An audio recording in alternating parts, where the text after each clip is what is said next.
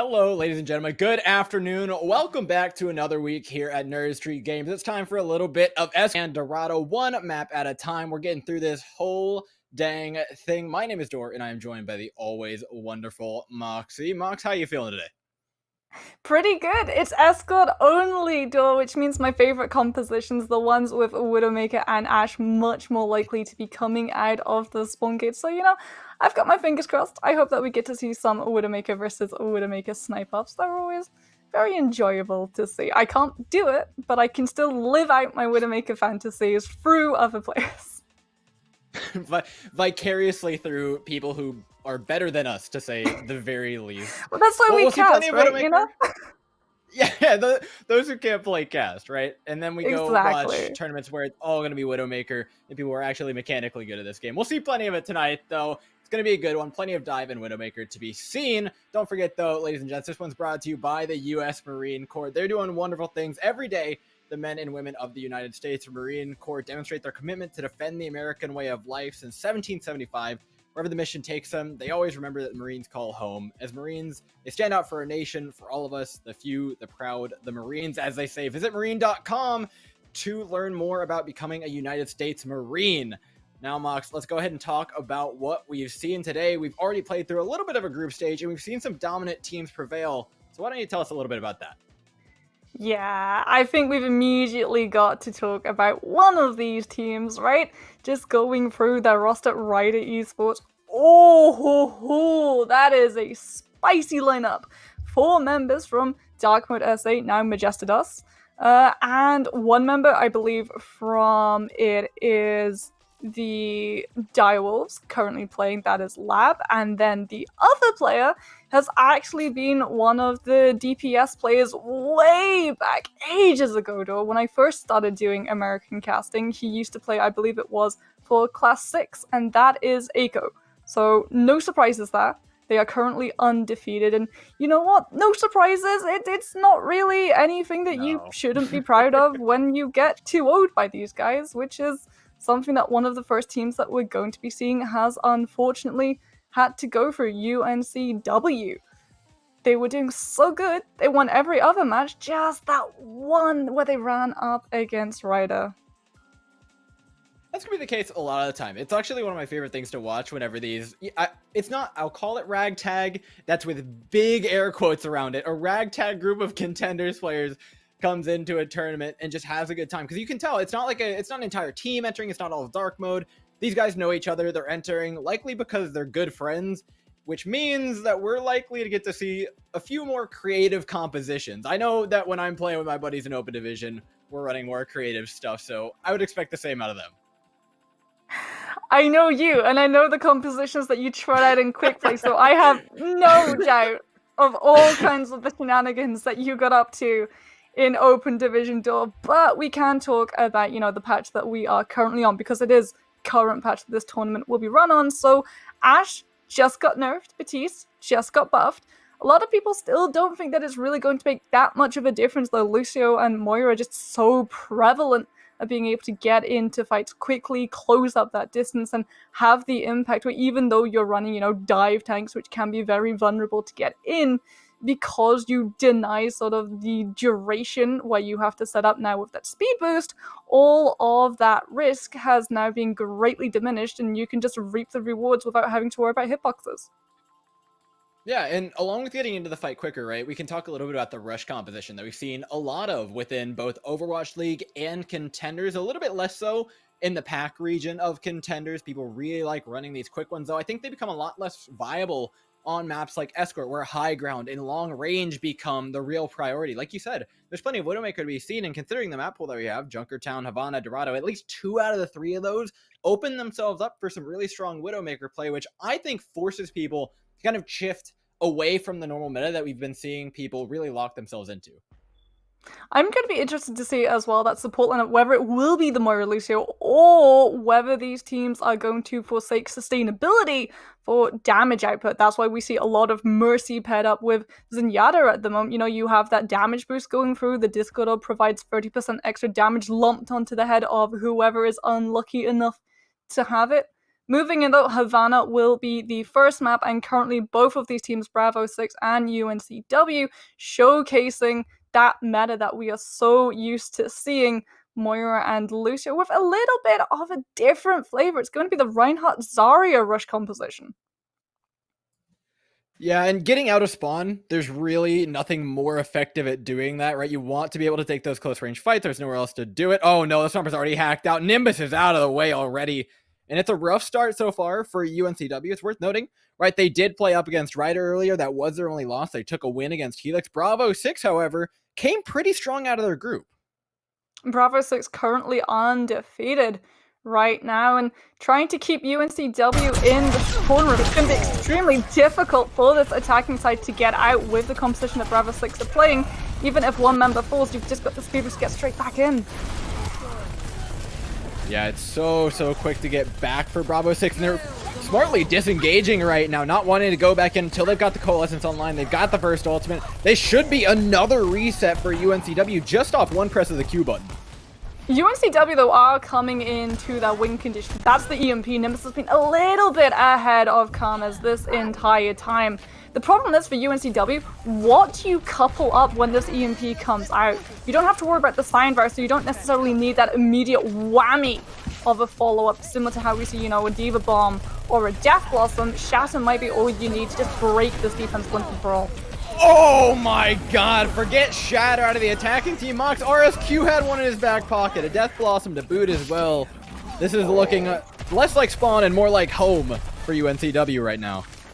UNCW really could have used that Coalescence to get aggressive once this EMP from Nimbus comes on through. Instead, you're going to have to try and use that Shadow or Sound Barrier to try and push Bravo 6 back. They're getting close to an EMP of their own. They popped the EMP out of their spawn. They come, but they held on to their Shatter, Moxie. They left everybody up. Oh, the Shatter connects anyways. There's 5 members laying on the ground of Bravo 6, but a beautiful Sound Barrier to counter it. Re-engage from Frank Orphan, and they've got the frags to back it up. It's UNCW sent right back where they came from. The Shadow was huge. The follow-up was silent. Wispy just has not been able to get enough done on this roof to have that Death Blossom in the pocket when the team needed it, and once again, UNCW held at their spawn doors. Bravo 6 have got aggression, they've got sustainability in the form of this Coalescence in UNCW. Reinhardt, he's hacked out. It's a free Shadow! Oh man, RSQ's just having a field day right now. Even if he goes down, he should be able to get back from spawn in time because these staggers are going pretty late on Lucio to get him back in.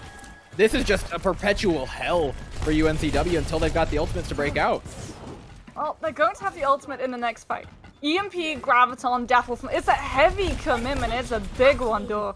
But with 1 minute 13 seconds in the bank, it's all that UNCW really have left. But you've got to catch Willix out with this EMP. But they've dodged EMP by sitting up on top, even though they all get connected on by it. There's no damage to follow it up. The Reinhardt can't reach up there, and oh no, RSQ's back, and he's angry. So's Vici. He's got himself free with another Death Blossom Coalescence to keep him alive. Those 50 seconds on the clock. It's dire straits for UNCW. UNCW have got the Graviton and the Death Blossom, but unfortunately for them, Bravo 6 possess a Diva. They've got Defense Matrix, which can deny both of those ultimates, and even if the Graviton comes through, you can defensively self-destruct, and UNCW are just going to have to Scarpa. Rough, but this is their last chance to really have a shot at getting out of spawn, holding all of their cards close to their chest, though, because their Zarya got hacked out. Now they're going to look for a re-engage without being hacked, so they can get their Graviton Surgeon nice and clean. Bad sport along the side. Looking for it. The Defense Matrix is so strong, it finally runs down, though, as the EMP connects onto absolutely everything. It's a re-engage now from Bravo 6 off the back of it, and with the help of Vici's shotguns, they're going to lock this one out. 7 seconds left. There might not even be a payload touch from UNCW. This might be the shortest Havana you and I have ever seen, Moxie, but no, UNCW aren't out of it yet. They come in, it's Sound Barrier, it's Death Blossom, but Bravo 6 have held ultimates. They've got one of their own to keep themselves up and in the fight. The bomb that you mentioned earlier, Moxie, finally coming into play. Doesn't catch anything, though, as this is the roughest fight we've seen for Bravo 6 until Vici pops his, 4th Death Blossom of the game? All of them are triple kills. This is ridiculous. I mean, Bomb didn't pick up kills, but it did net an awful lot of space for Vici to feel safe enough to pop that Death Blossom, and that's the devastating pick. The Bravo 6 were really looking to set up, and that was something that Bravo 6 were doing consistently through that map. They understood what UNCW were coming in with, whether it was hiding on the high ground of that gas station when the EMP comes through, or setting EMP when they're caught in Graviton, knowing full well if they didn't EMP, Wispy would be popping the Death Blossom and that defense would be gone. And because you're holding so aggressively at the spawn, UNCW would get an awful lot of free payload movement towards that first checkpoint. Now, though, this could very well be the shortest Havana that we have ever seen, though. Bravo 6 just need to walk out of their spawn doors. 9.86 meters. UNCW have got to hold this team the entire time, though, at the spawn gates, and they're choosing May to do it. I will say, you're not gonna back cap 10 meters right outside of your spawn. So you do have to win a fight to actually get the cart there. But they've got so much time to do it, right? They've got the composition. And Bravo 6 are coming out on the pharmacy as well, because that means you're going to have that split, that division of focus. UNCW want to fight this frontline fight. That's why they've got the Moira and the Lucio and the May. You want to pair that up with the Reinhardt, allow Treed the space to use that hammer, but Bravo 6 are just going to be completely flying out of range of it. Well, the May's the right idea here to try and get the hold, but like you said, Vici on the far is going to be a real problem. It's all up to Walex to try and deal with it, but Walex is already in a really rough position, for being completely honest. Not many places to go other than just right back to the cart tower with the rest of your team and take as much cover as possible. The kills already starting to come in for Bravo 6, though. They've got a DMX. RSO traded out. It's not the end of the world for UNCW, but they've got to get a grip on the situation right here and now, or else Vinci's going to just pop them from the sky. Rocket after rocket, damage after bit of damage. Seems to be enough to get him through here. Even Frank Orphan on the side lane is going to be dueling out the Lucio. A little bit of supportive combat to finish things off. No. Vici gets the last say as he has in every single one of the fights prior and locks out map 1 for Bravo 6. Once you lose, that first player is all downhill for UNCW. You're just not going to be able to get full numbers back in time for that fight. And Bravo 6, as soon as they see the Deeper fall, they get so much freedom with that Pharah.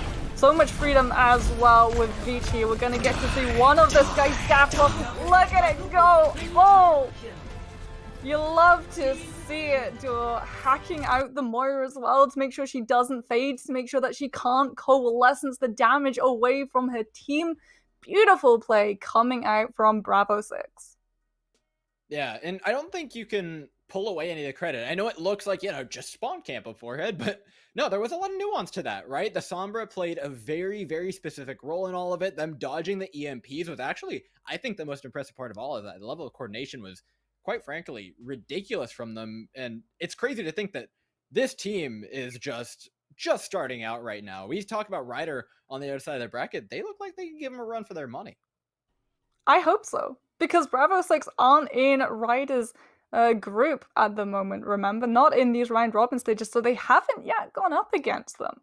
And I definitely think we would have one heck of a match on our hands if they do have to meet on these free escort maps that we are going to be treated to. And that's something as well that we've really got to address. It's escort maps. It's all escort maps. And so Havana was a spawn hold. Though there is absolutely nothing to stop deja vu. We've been in this place before, and it's awful, awful, awful when you can't walk out of spawn. But those escort maps, with the line of sight, with the way that the defense is immediately gifted the high ground and can just situate their DPS up for absolute free to try and pick you off as you walk out of the spawn doors, it is all but inevitable if you can't do something to draw that attention away. There is a silver lining to getting off Havana. A, you did it quick, like ripping off a band-aid. B, you get map pick, and not every escort map is as good for spawn camping, right? You've run Dorado and Junkertown as the other two. Junkertown, probably the less optimal pick. I think that one does offer a little bit in the way of Bravo 6 getting a little bit creative with their spawn placement. But if you just end up going Dorado, I think you're going to end up being all right. You should be able to at least get around the first bend of the map and start playing with that as well. Right, it is a first hold on Havana. I don't think you put all the weight in the world on that. There is a chance that UNCW does break out something different. Maybe a composition specifically bound to break what Bravo 6 have been running to try and head into the next map with. I mean, my mind immediately drifts to Pharmacy. Think about it. It's so hard, yes, to originally set up when you're coming out of those attacking spawn rooms. You have to get safely out, safely boost up where you have nowhere to hide, hoping that your pocket mercy with that 55 healing per second is going to be enough healing to keep you still standing. But if you're able to set her up, then you get so much value. That was why Bravo 6 were running a pharmacy. They figured that they would get spawn health. There was that possibility, and so what they tried to do was distance the fight as much as they possibly could by just going into that skybox and pressuring these members of UNCW down when there isn't as much of a threat going towards you. In fact, that's even the sort of psych that they're coming in for this next defense. Bravo 6 going to once again be running that Pharah with a little bit of a counterplay of their own. Karma's going to be sitting up on that soldier. Remember, you're not running the Ana, you're putting all of your eggs in the damage boosting basket when it comes to that support lineup, so this Tac Visor could very much be questionable and extremely fragile, especially if Bad Sport is able to use that defense matrix to completely nullify it. Yeah, this is a totally specialized composition for Dorado. The Soldier 76, fantastic with the high ground. Zafara, fantastic with all the roofs. They're running it especially for here. And I don't think they're playing around, right? They're not going for any more spawn camps, no more cheeky stuff, but they will take a Winston who jumps up to the high ground. Got way too big for his britches there. It's going to be a 20-second time bank takeaway. UNCW are going to be waiting to get out of spawn once again. Nimbus needs to start trying to busy up this backline, but even if you go for the Zenyatta, Karnes is playing Spy Check and he smoked her out! That is crazy they managed to find her in time, but now it's Winston v. Winston. A little bit of ape escape now. They both managed to get out with their lives. However, Bad Sport loses their mech on the way. Wispy's trying to make sure that the Pharah doesn't get any ground, but that job gets so difficult when there's a Pharah constantly attached to her hip. Well, UNCW is going to be making Bravo 6's defense extremely difficult if Nimbus is able to continue building up this EMP charge as quickly as he is, because Bravo 6 won't have the Transcendence in time to cushion up that damage. That's a big hack though from Nimbus. It's going to make sure that even with the Valkyrie, this Resurrect shouldn't come through. BG should be dead for sure. Now with the respawn, that is for certain. 5v6 for Bravo 6 as well. UNCW have plenty of ultimates to play along with. If there's ever a time for them to break out of their spawn, it's going to be here now with Karmas on the high ground though. They haven't given up any ground. Noxy Bravo 6 are still fighting for this spot. Well, that's a 5-person EMP. But it's Bravo 6 with the follow-up. BT did not get hacked. That's the one person you really need to hit as well. The barrage peels perfectly.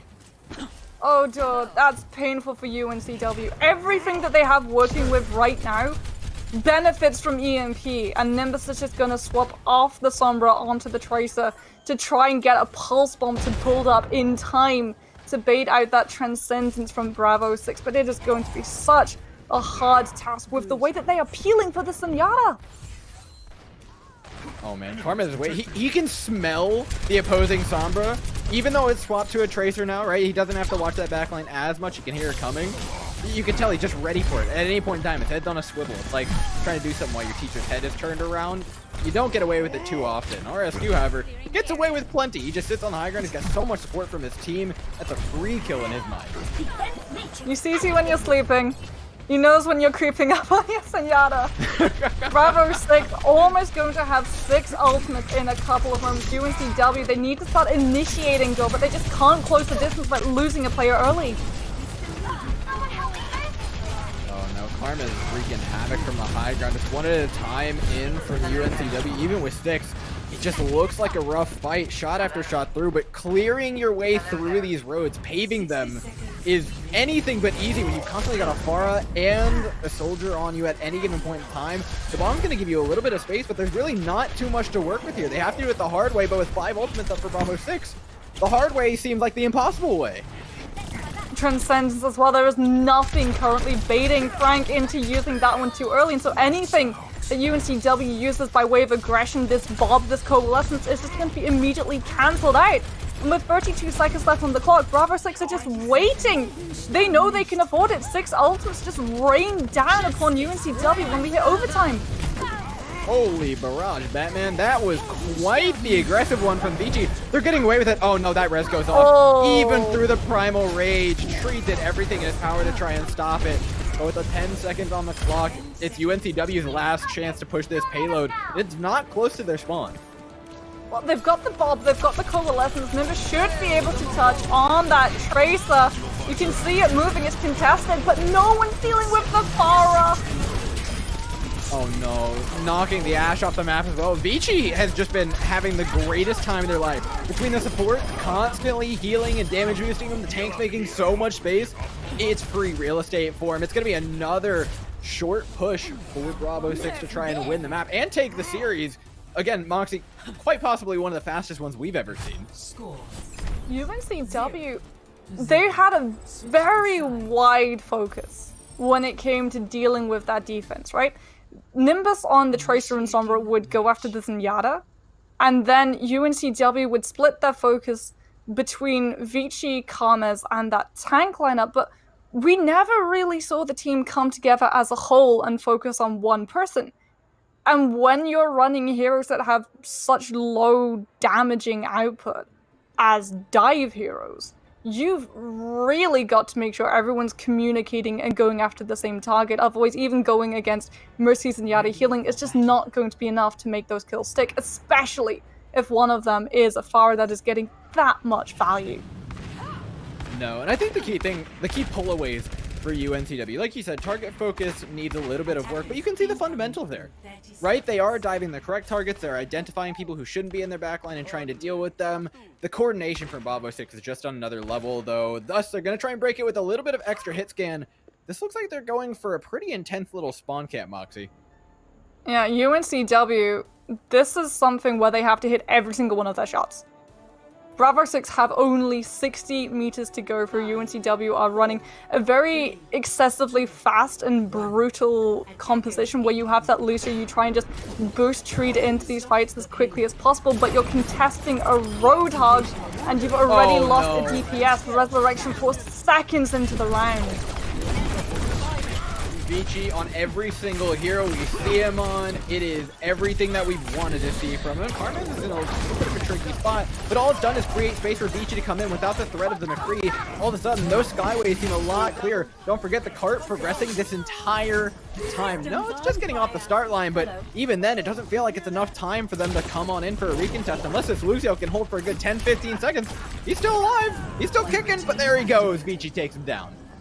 Crave down, and unfortunately, because Crave is the last to fall, you're looking to Wispy to try and get this contest ticking up. Nimbus is going to stay on Widowmaker, try and find a pick on the sideline, so Bravo 6 will have to split their attention, but that payload is creeping closer and closer, and UNCW do not have control of the choke.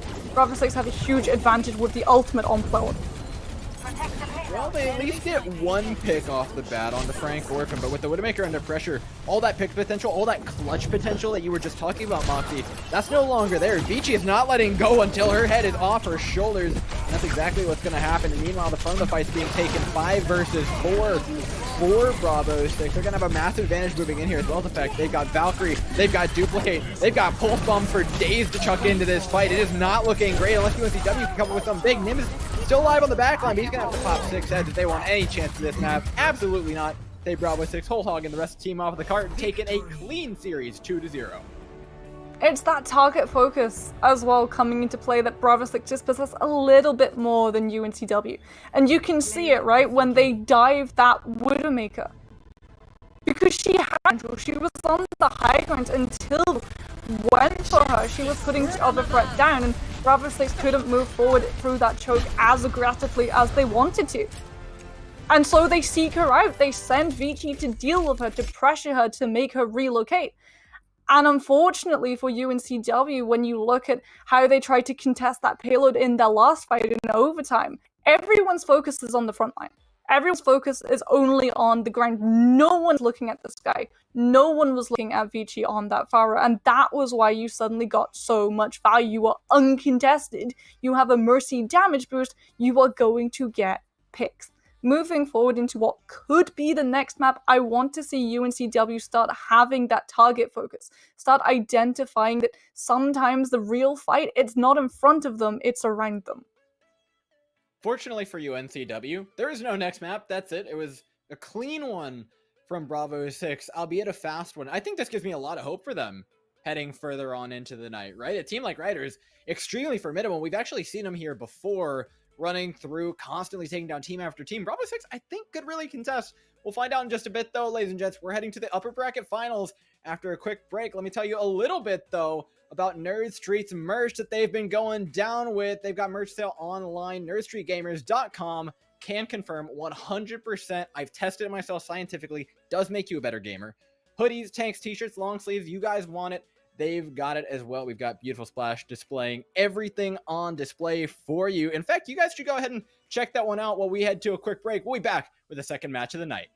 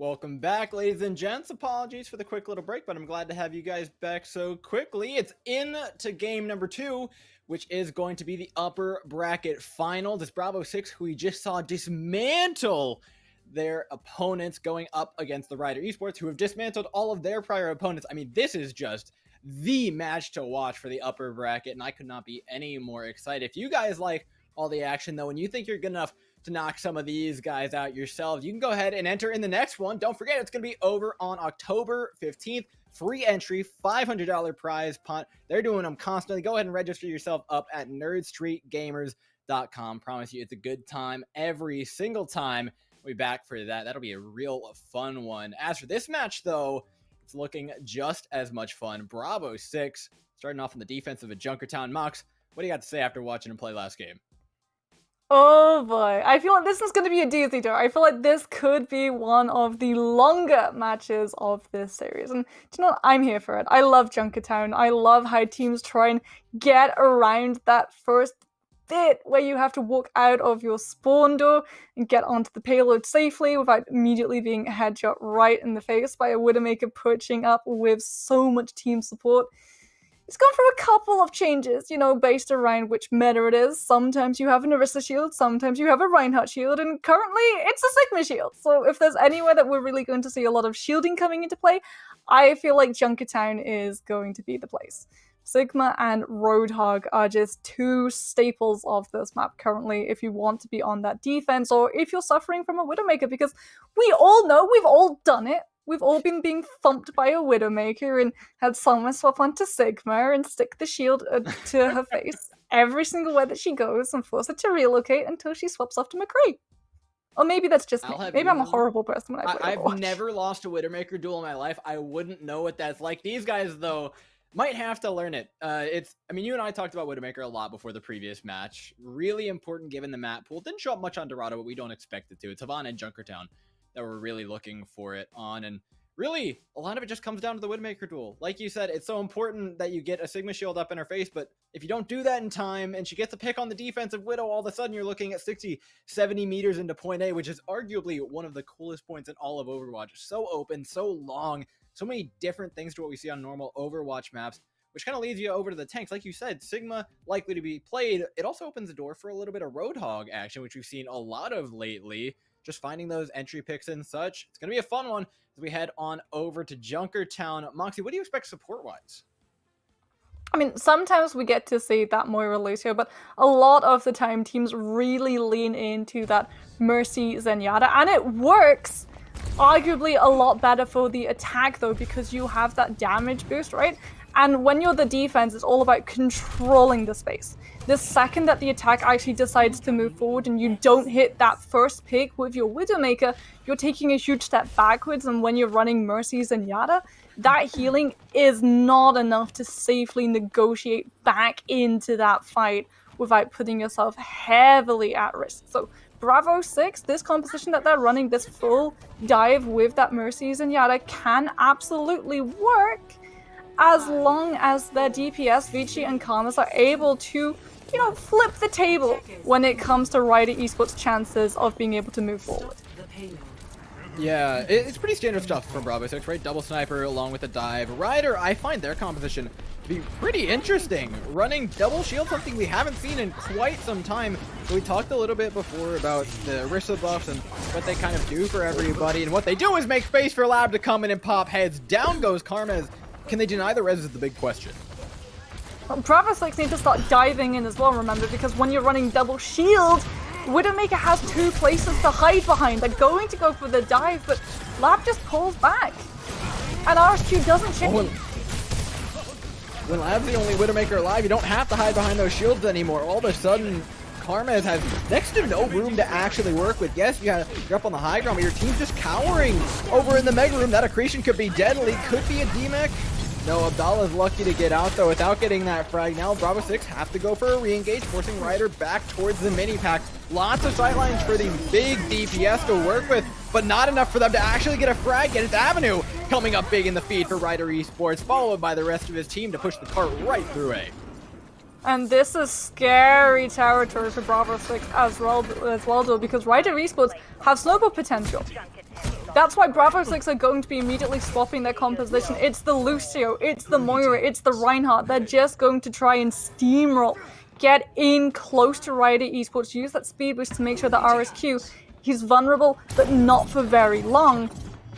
But you're going to be walking right into Amplification Matrix and that Supercharger. Paired up, that's going to be absolutely devastating. Rider Esports is just going to be a bloodbath when they choose to let go. Oh man, you know, I was gonna comment saying, you know, the Dragon Strike's gonna be fantastic for breaking away this double shield composition, but he gets taken out so early, they've got no DPS to work with, and after that, it's just free pickings for Rider who continue through, and like you said, that Amp Matrix was all it took. And I mean, for Bravo 6, they're not even going to use the Dragon Strike. They recognize if they try to put it in, at best it would pull out Immortality Field. Perhaps you're lucky and you manage to pull Kirby Master's Transcendence out, but you don't want to put an ultimate in to get it deployable and lose the fight because you're being too stubborn. Sites will be popped for lab, so all of Rider Esports now know where Bravo 6 are coming from and can choose where to put the Supercharger. Well, it's not a bad fight for Rider, right? They're coming in with ultimates still, but Bravo 6, this is their best chance to try and get a counter engage and to really stabilize this match before the ultimates get out of hand. BG's doing his best to help stabilize. The Sigma's low, but not out of it yet, trying to re-engage with the Gravitic Flux, and it looks plenty big enough to get Rider Esports through B.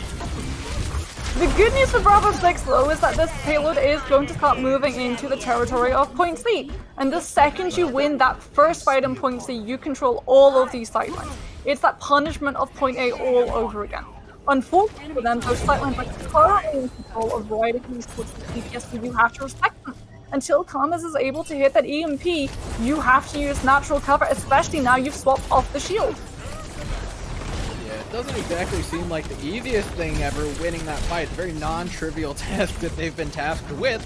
Eiko has a duplicate. They're working towards the EMP like you said. They've got a lot of tools if they just wait a couple seconds here. But no, they're impatient, and Rider Esports are happy to send them right back into a smaller pair of britches. No one can hide. They thought popping the Immortality Field would be all it would take to let them move in safely with that Coalescence, but Lab is completely unpressured right now. You can see Karmas is going to put the EMP in. Bravo 6 think they can come back from this fight, but this is a risky one. And it could really come back to haunt them in these next couple of pushes. It was a risky one, but the fight's already over, Mock. They've got transfer or re-engage. They've still got Moral Smiths on the back of... Oh no. Eiko's taking the ball. He's using it against you. If he get mines up, he could just clog up the spawn. Oh. 94% power drive mines are on point. Bravo 6 can't touch the car. Oh, the classic Sig 9. I don't think it gets any better than that. That was a clean map from Rider. And I have to say, it feels like a little bit of karma for Bravo 6. The game giveth and the game taketh away. Bravo 6, you can see they've got the right ideas. They know that they need to get EMP online. They know that they needed an ultimate that immediately stuffed Rider Esports, that stopped them right in their tracks. Traditionally, that was the May Blizzard, but when you're running into, you know, a team with Sigma or Immortality Field, you really don't want to put Blizzard into that because, one, it can be kinetic grasped away, and two, it can be completely countered by a 25-second cooldown.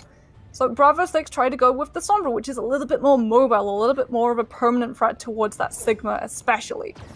Unfortunately, they use EMP halfway through a fight that they have already lost team members from, though. An EMP can be the most impactful ultimate in the game. It can also be the biggest disappointment in the game if you don't have that teamwork, if you don't have that immediate follow-up, because yeah, it's nice if you manage to catch out an entire team, if you deny them all of their abilities, but you've still got something that actually puts them at the wrong end of the kill feed. And that was something that Bravo 6 were just missing. 50% there, 50% lacking. Well, now they got to get 100% of the way through the map, Moxie, and they're doing it with the composition that Rider were running themselves, locking up a Baptiste and a Zenyatta to help themselves get there. It's very safe, a lot of these picks that they've brought out, but honestly, you can't fault them after having such trouble with all of those open sightlines earlier. They want to make sure that they're creating as many opportunities for themselves to stay safe and keep that cart moving as possible. And they have already bought themselves a lot of room. It's just a matter of time, though, before one of these Widowmakers connects onto another player's head. No, it's Beachy opening up the kill feed for the defenders, but traded right on back by Rider, who put a stop to the push. It's not necessarily the Widowmaker that you need to worry about at the moment either. It's Matt Merck on this Hammond just rolling through all of Bravo 6's composition, denying them the chance to group up and use this Batiste to keep this double shield in play. Rider Esports defense will hold strong, and a lot of it is down to Matt Merck just being an absolute pest. Bravo 6 have nothing on the way to really counter him either. They're not running that Sombra currently. They need to keep contesting this Widowmaker. They have nothing that can flank and try and draw the attention away to allow Thomas to start that stage. Well, there is the consolation prizes. At least you got the Mercy. Right now, Ryder are relatively split up. The Sigma on the high ground is doing a great job of holding his ground, though. Forces Waylix into an awkward position where he's free for the taking from both Eiko and Lab, who are using these sightlines just fantastically. Re-engage him with a couple of ultimates. That's a recipe for success for Rider Esports, who are holding on strong with the duplicate. Bravo 6, though, do have the best shot to break this defense in the next fight. As long as it doesn't get Transcendence through, Vici's Dragon Strike can be absolutely huge. I love Lab just using the Widowmaker remote to try and spot out where Karmas is without popping sights. Karmas is going to pop sights first, and now Lab can pop it just a little bit later, so you still have that advantage when the fight ends, and Bravo 6 have to remember that Widowmaker is going to lose sight first. Oh my god, Eiko got so quickly down there, but no, Matt Merck's minds are even bigger. How is this guy doing this? It's Hammond, for Pete's sake. You're not supposed to be getting that many kills. But what counters him? Waylix only now swaps onto the Roadhog, only now has that hook in play to try and counteract him. There was no Sombra.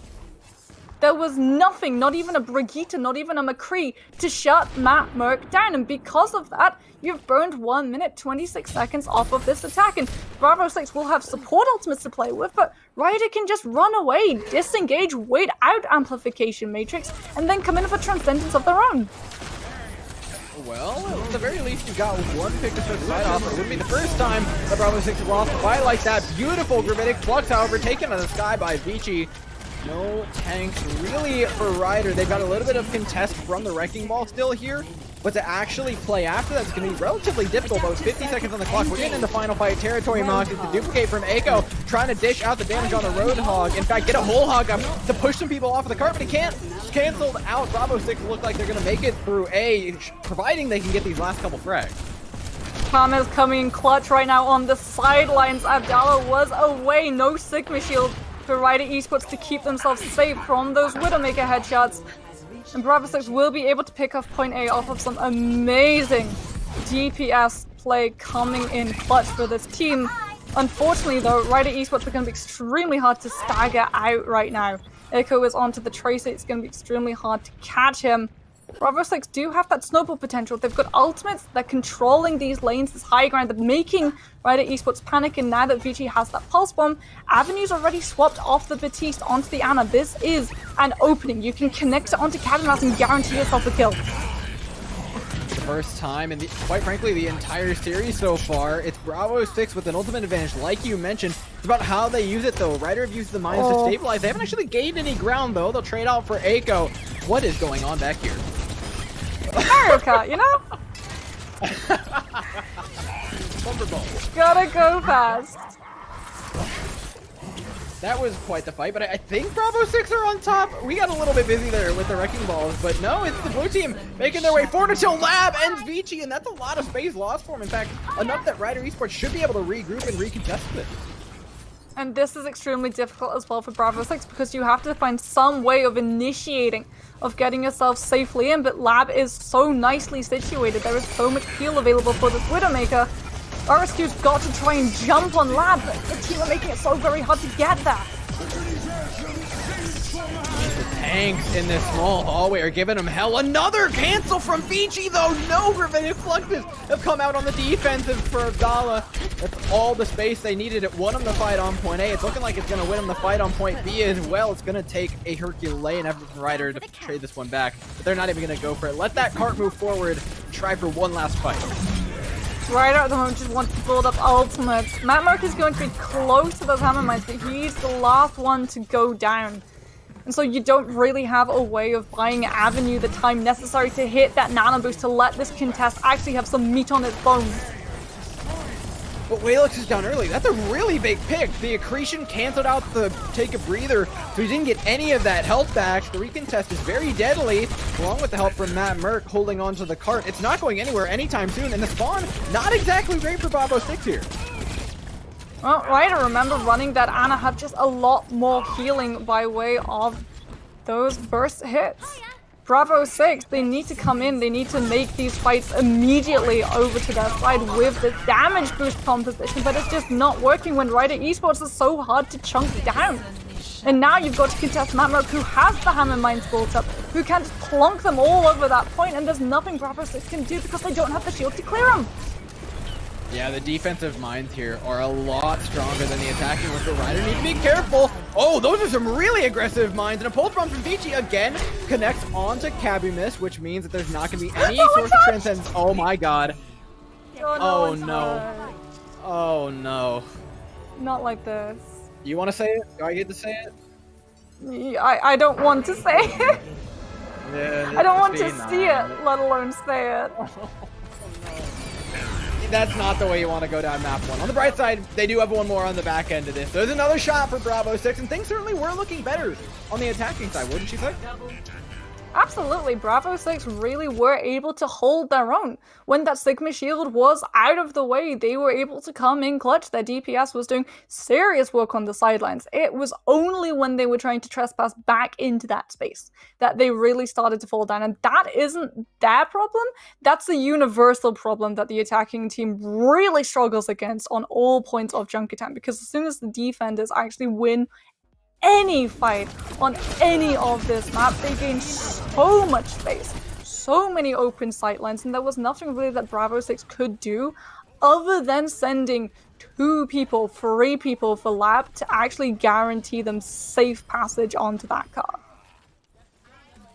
Yeah, and I want to highlight a couple things from Ryder specifically, and that's one player whose name is Echo, incredible flex DPS player. Echo out of this world, Genji out of this world, plays a fantastic Tracer. I think the first time I actually saw him play Echo was when Echo released, when they had the Flash Ops tournament. Even then, he was tearing it up. So to see him come all the way here and still be playing Echo, you know, stick to what you like. It's good to see him doing well, but he struggled a little bit towards the latter half of that. And I suspect that if he continues to struggle, it might be a bit of a hindrance to Ryder, because once he's off the Echo, he feels like a little bit less of a problem that Bravo 6 constantly have to deal with. But Bravo 6 have this real worry, though. If you deal with Echo on the Echo, then you sap resources away to dealing with Lab. And at the moment, Lab is one of those problems that you have to constantly be worrying about. That's why we see a lot of teams lean towards, you know, sending in a Tracer or a Hammond or even sometimes still a Genji to go after that enemy Widowmaker to make it a little bit unfairer, to break the sanctity of the Widowmaker 1 versus 1 so that your Widow has the advantage in the fight that follows, because so much rides on it, right? The second that your Widowmaker loses that fight, your team has to play completely differently. Especially when we're in a meta where you don't see shields an awful lot. And that means being so much more cautious, using natural cover extremely commonly, and making sure that your switches are positioned where they should be. It's extremely hard to keep something like a Zenyatta, who's out of position, alive now than it was a couple of months ago, because there's just no shielding that you can plonk down to keep him safe when you have to move from where he was out of position to get back to the team without being taken out by a Widowmaker. And as we head into Havana, that's the same problem here. You have to be so very careful that you don't walk into that crosshair. I think that's kind of the conundrum, though, for Bravo 6, right? Your map choices are either Dorado or Havana. So Havana, you end up playing into Lab's Widowmaker, but if you go to Dorado, then you're playing into Echo's Echo. That's just a tough call to make either way. You're stuck between a rock and a hard place, but we know what they've opted for. A lot of weight on Karmas to even up this hit scan battle. Besides half swap, Bravo 6 will be attacking first as Rider Esports take up the defense. Abdallah's still going to be on to this Roadhog, so they think Dive is coming out. They'll use the hook, they'll use the extra little bit of CC to keep Cabumas safe on the Zenyatta, and they've read Bravo 6 perfectly. Dive is present, and RSQ just cannot get in quite as safely as he wants. Yeah, I really like the Sigma Hog pick here. It's not as open, so you don't need to double shield the Orisa. You can just go to town with the hook. It's working so far. You got to pick onto RSQ. They're going to need to do it twice now since the Resurrect came in, and Carmez is happy to oblige, locking it down for Bravo 6 right now on the attacking side. Beautiful shield break on Matt as well. Vici just hammering in those Hanzo arrows. But you still haven't got the Sigma out of the fight, and right at Esports, if they want to keep this defense, they can commit an awful lot, though, to keeping it in play. They only need to delay a couple more seconds, and then Kagmas will hit that Transcendence, and that's going to be a huge pause on the attack for Bravo 6. Yeah, Kabimas has been charging these up like they're nothing, and I've really got to hand it to him because it's been winning a lot of— Oh my god! Carmen, you didn't have to do him like that. That is nutso from the side lane. That's the big evener, the big equalizer we've been waiting for. Bravo 6 now have ultimates to push in with. It's a matter of which ones they end up using first. They go in Bomb and Valkyrie immediately, but neither end up resulting in frags. Now it's going to be Ryder's turn to try and go for a re-engage. Well, Abdallah uses the whole hog, but it finds pretty much nothing as Bravo 6 just get themselves safely out of those cramped up corridors. Ryder Esports, though, you still have to worry about the DPS, though. They don't need ultimates if they're not contested by this dive, and Bravo 6, once again, has just been trying to go for the big shiny targets in front of them, the tank, rather than the DPS right now. Oh, the stagger is huge as well. These fights have been so scrappy, Mox. Bravo 6 have shown that they know which targets to dive. They chased Kabimas into Karmas' line of sight with that Winston, but they've had enough of this dive. This Rotor Cook is just too horrible for RSQ to be able to move forward when you're running that Mercy. That's in the other. You don't have enough healing if you get hooked in. It will be the Sigma Shield, and you can immediately see the boon of that. Suddenly, Karmas feels so much safer. So much more space for the Widowmaker to work with, and immediately making it work is exactly what you want from your tanks as well. The Hog hit the very key hook, but the Transcendence we mentioned from Skogabimas finally comes in, keeps the rest of the team alive. One shot from Karmez could end it. No. It's gonna be a miss. Vici's now in. The attackers continuing their way forward, but they're not out of the rough yet until they can find 1-2 more kills onto the tanks here. Ryder Esports still think that they can come back from this, and their DPS is still alive though, despite Bravo 6's best effort. There could well be a last-minute recontest, especially with this and the other going down first. And it's so quick. Ryder Esports move like nothing else. Getting onto the cart, the way they storm on with and without the Lucio is quite frankly obnoxious, right? If you're Bravo 6, it feels like you can never actually win a fight. They get back so damn quickly. A couple more picks, and they blitz onto the point. 38 seconds left. And again, I hate to say it, but it looks like Bravo 6 might get some more of their medicine. Bravo 6 will be coming in with a few ultimates in the bank, but they still have to walk safely through. They can't afford to lose anyone in this next fight early, Doran. You can see Lab is just trying to lengthen out that distance as much as possible to be able to give in as many shots as possible to pick up that first frag. It's all Ryder Esports need. Abdallah is so close to those hammer mines. Aiko's so close to that pulse bomb. Bravo 6 need a pick, and it's the wrong Widow who finds the hit. Waylexo is coming in big. The Resurrect goes off just fine. The whole Hog's in. Bravo 6 have stabilized until Lab takes out their Mercy square from the strides. No chance of a C9 right now, but the overtime ticking down regardless. Ryder Esports needs to get a recontest in here and now, and it's going to be the mines to help them out. Well, RSQ tries to pick Ryder just to move up that payload a little bit, but no! Can't contest the Hammond mines, and that will be where the payload stops. And you know, you say a little bit of their own medicine when it comes to that distance the payload crosses. It's a little bit of their own medicine when it comes to dealing with outside threats as well. Bravo 6 are falling into that trap. They're looking at the targets in front of them and allowing Lab so much free space on this Widowmaker. He just grapples.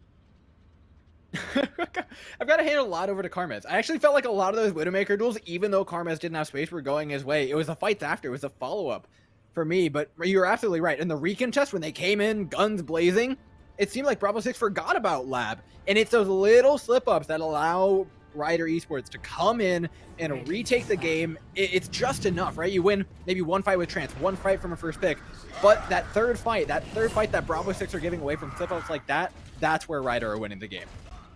There's so much trust as well from the entire team of Ryder Esports when Kabima swaps onto that Lucio just to make sure that Ryder Esports can get back into that recontest. It's such a gamble if your DPS aren't able to come in clutch, if you're not able to get that first pick and guarantee that you actually have a chance for your tanks to hit those ultimates. Because if you lose that fight, Bravo 6 would have been set for that next fight on point B. That pellet would have moved so far forward. But now we're going to see the side swap. Bravo 6 going to go for a very similar sort of play, pretty much the entire sort of play that we actually saw in that first fight up against UNPW. They're going for the single turn. This could work amazingly, but if they lose this fight, that pillar is going to move so far for free. Oh no, it seems bad that the Reinhardt went down there, but trading it out for the mortar is so much better. You get rid of the main heals, and now you make space for Lab. Oh, that got bloody real quick once the main support was gone. That was the last person you wanted to lose for Bravo 6. It's that same problem as we saw in that last fight of their attack. They look at the front, they don't look at the side, and Lab is able to hit those picks. It's all Ryder Esports need to push Bravo 6 away, and you're not going to be able to hit the EMP as fast as you would like, especially if Ryder Esports have control not just of the space in front of them, but of the space behind you as well. If you're not careful, if you don't catch out where Eiko was standing, you are going to get sandwiched between both DPS. Well, Lab in the front, Eiko in the back. Tons of damage onto Bravo 6 is what that equation makes. Lab hasn't quite found the sidelines, though. This Widowmaker's having a rough time actually hitting the shots. And with all that time, Bravo 6 have managed to stabilize. But we're playing Ring Around the Rosie, Moxie. And it looks like Ryder Esports are the champions, catching out the Lucio. It's only a pick or two away from just ending this map in one swift strike. EMP bomb combo going to be online for Bravo 6, so they have to be able to catch Abdallah, but Walix uses the self-destruct early, wants to get the mech back. Things for Q is going to be more important. Now Matt Merck traded out. Even after double dipping for the bomb, he still ends his team with an advantage. It's the main support gone yet again for Bravo 6. How many times are we going to say it? Ryder stabilized beautifully in all of these scrappy little fights. It feels like when they get down to dust, when the rubber hits the road, it's a kill feed lit up by the DPS of Ryder, as well as the Roadhog for Matt Merck, which has been, quite frankly, incredible on this attack so far. Another fight won and another map under Ryder Esports' belt. That's it, taken away by him in 2 maps, 2-0 up against Bravo, sending them on to the grand finals. Undefeated, Door, and you can see why. They don't care if the EMP comes out. There's no follow through. Walix used that bomb so early. Thinks that the peel, the defense matrix, is going to be more important. Fears the whole hog and what it will do to the rest of his team if you're not there to save them. Makes a decision. In the split of the moment, you know, it's understandable why you would go for it. Defense Matrix is an extremely powerful ability. You want the numbers, you want the D.Va to be able to boost up and contest the Widowmaker, and that's what Walix tries to do. But unfortunately, you just aren't supported by the rest of your team because everyone else is dealing with a Roadhog in front of them, and you're left to try and get that Widowmaker who's supported not just by a Mercy, but by an Ashe at the end of the round as well, and you don't even get on the high ground. You don't even make it to the ledge when you try and boost towards it, and once again, when you don't contest those DPS, they're doing so much work, not just coming up in the kill feed, but chipping your health bars down so drastically. And leaving it so easy for the tank line to just, you know, blow a little bit of breath your way and topple you over. Yeah, and that's the strength of this team, right? Why is Ryder so good? It's the same reason Bravo 6 are good, but they do it even better. The target focus is all there. They're picking people apart left and right, splitting the opposing team apart, pulling them from every direction. And then once that fight's broken down, that's where Ryder really feel at home. And their DPS and tanks can just, like you said, blow on them. They topple right on over, topple all the way into the grand finals, which is going to be coming up after we head over to the losers bracket in just a moment. Ladies and gentlemen, take a quick second to shout out Nerd Street Gamers Camp, local host. They're doing some fantastic stuff over there. One-on-one coaching for gamers of all skill levels, $35 an hour.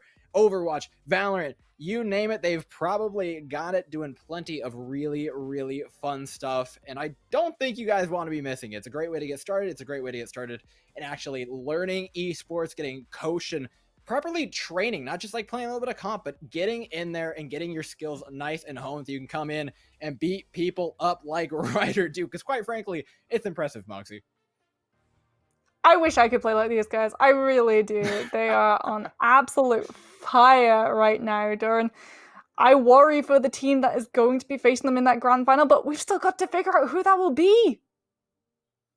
Yeah, we'll be coming at you guys with the losers bracket final in just a second. See who gets that one-on-one rematch versus Ryder Esports in just a moment. You won't want to miss it. We'll see you after a quick break.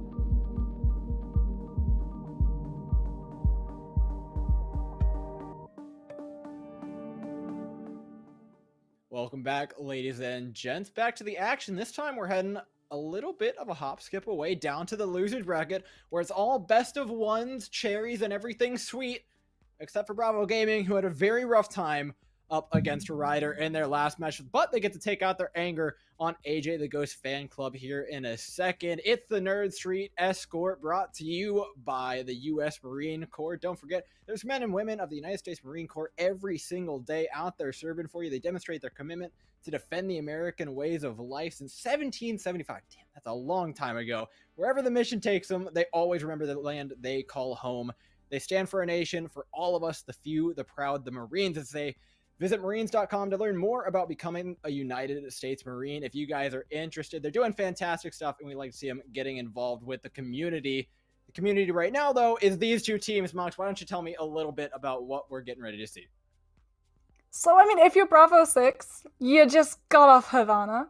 Hopefully, it doesn't end quite as sourly for you now as it did then. It was up against Ryder Esports, and that is, you know, the team that is favored to win the entire thing. These guys remain undefeated and look to continue that in the finals, but we're going to find out just who they'll be facing in just a couple of moments. As, yes, we will have Bravo 6 going up against AJ the Ghost fan club. As we head in and see AJ the Ghost fan club will be on the defense, coming in with something that a lot of teams are running today on this defense of Havana. This is going to be a very aggressive hold, once again trying to make sure that you have to fight inch for inch for inch every single place that that payload moves, and it has that same problem, right? If you lose that first fight, if you aren't able to instantly secure yourself a pick and put up a tasty little nest of ultimates, Bravo 6 are going to have a lot of freedom when this payload starts to properly move. They will be able to situate themselves up on the high ground before AJ the Ghosts are properly able to recontest them once more.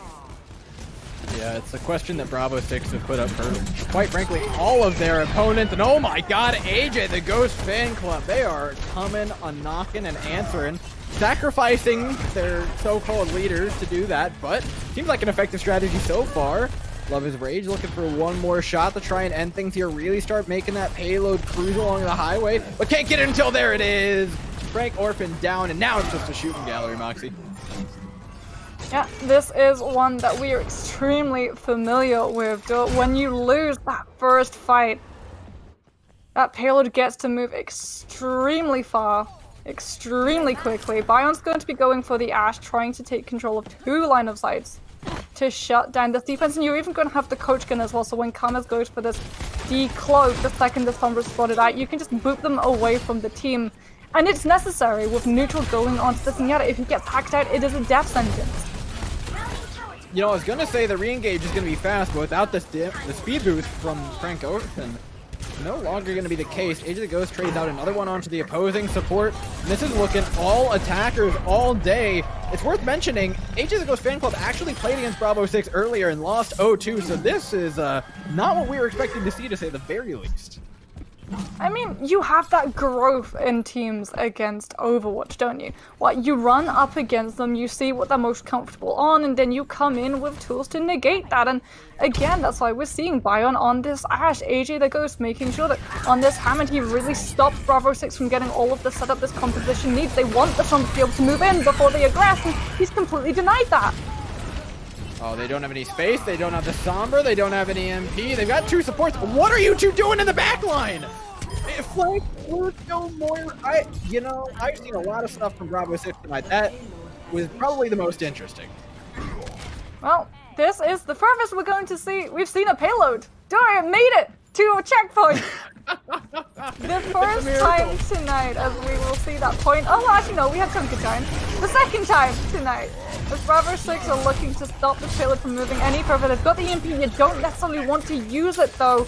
Not until RSQ is in position to use this shatter. Shadow's gonna be hard to get off, though, if you don't even want to use it. AJ the Ghost fan club been lost, bled out, and now they get to hold the choke, which is going to be a pretty rough one to attack into. Especially because with Bravo 6, they're running this Reinhardt, right? The second he drops that shield, Accent is going to be waiting with that Roadhog hook. And Vici may be on the Reaper, but Reaper is only a threat when he's close.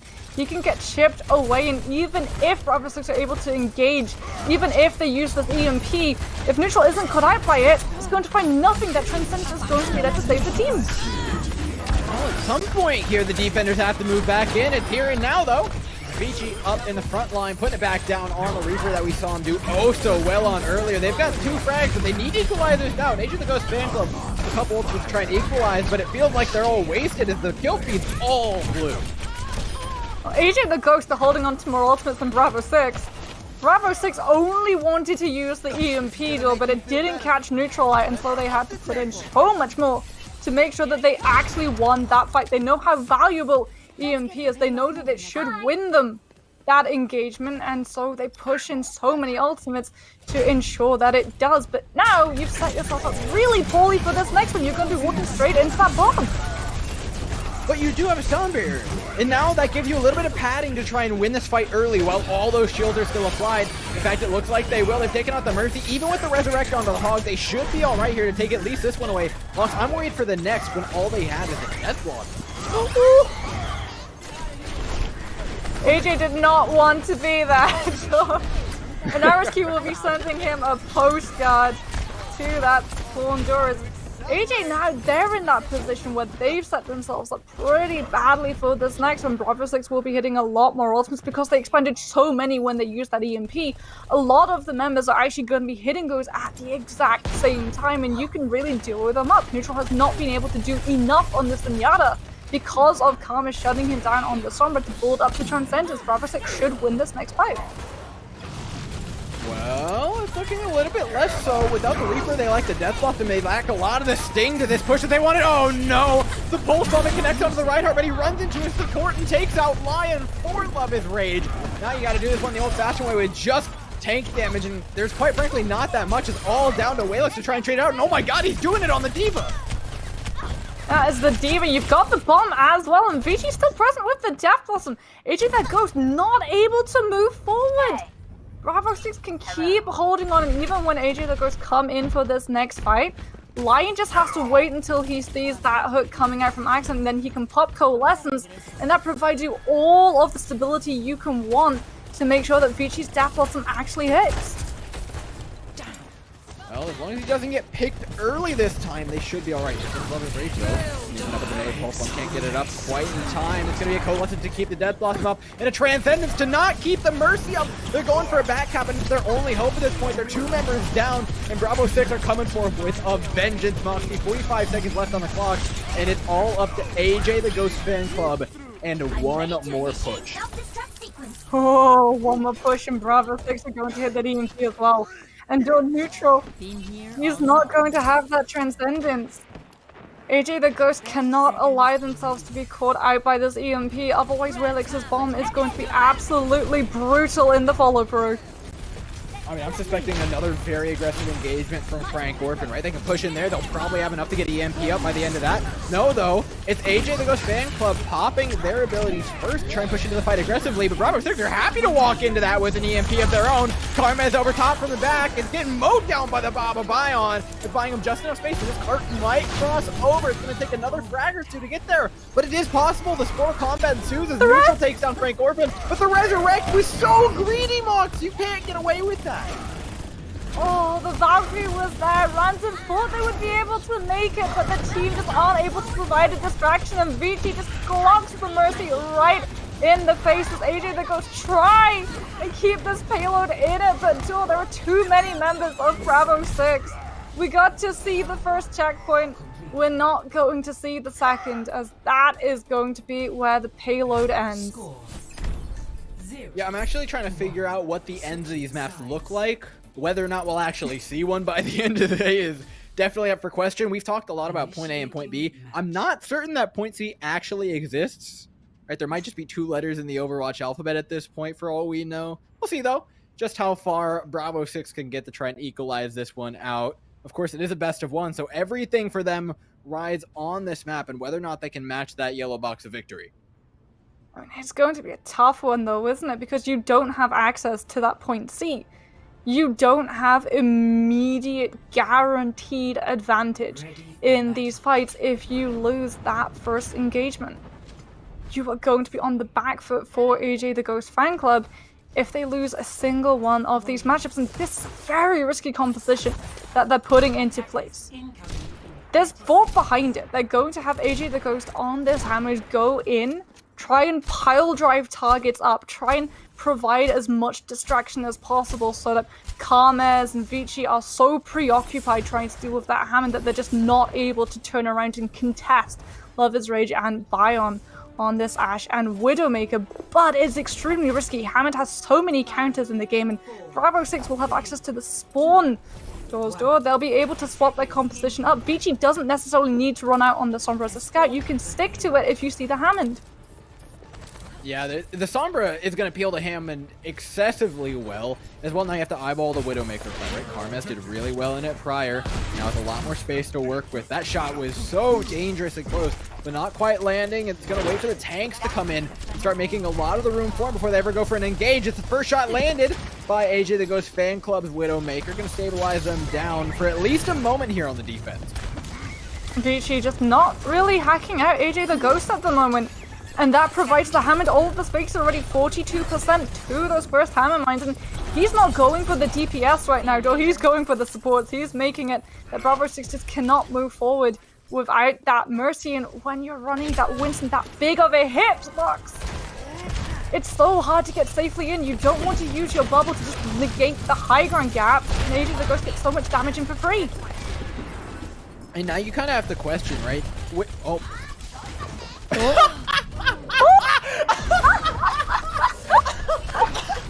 Okay, Karmez, that works. The old support distraction technique never fails, Moxie. They're winning the fight, but Neutral's trading it back. Who's supposed to be the sniper right now? The Zenyatta's the one going off. AJ the Ghost, they can re-engage this. Zen's just a for a DPS though. Both of these guys, both Neutral and Frank, have been doing so much, but Neutral catches the mirror out, and that is not the res that Lion wants to go for. AJ the Ghost Fan Club firmly in control of this phase once again. They've got the Transcendence too, so even though Vici's just hit EMP, Neutral can hide behind. He can play old school Mercy, wait around the corner and then pop that ultimate out as soon as EMP comes through and save your entire team. Uh-oh, Karmez is back online. Karmez is back online again. He's got both the DPS to res a tank, but another one falls. And it feels like it might just be the end of point A for Bravo 6. They're running a little bit low on time, but not desperately so. AJ the Ghost should get one more recontest in here. But what you come in with, because AJ the Ghost will be coming in with the Hammond Mines, but Vici's still holding on to this EMP. Everything AJ the Ghost would like to hit can be cancelled out by one. Oh, he doesn't even... Oh, what a hack! If we don't Transcendence, even if they are losing them, an EMP comes in afterwards. Guaranteed. No flux, no nothing for AJ the Ghost fan club, except for Neutral. Again, finding big ones in the kill feed too to open up the fight, but it's not enough to stop Bravo 6 from cruising on forward. A Resurrect comes in and Neutral. He's fighting 1v3. It's not looking likely, but he's fighting like his life depends on it. It was a close try, but it doesn't look enough unless this Hammond can actually contest this long. Muxie, how on earth is AJ still going at it?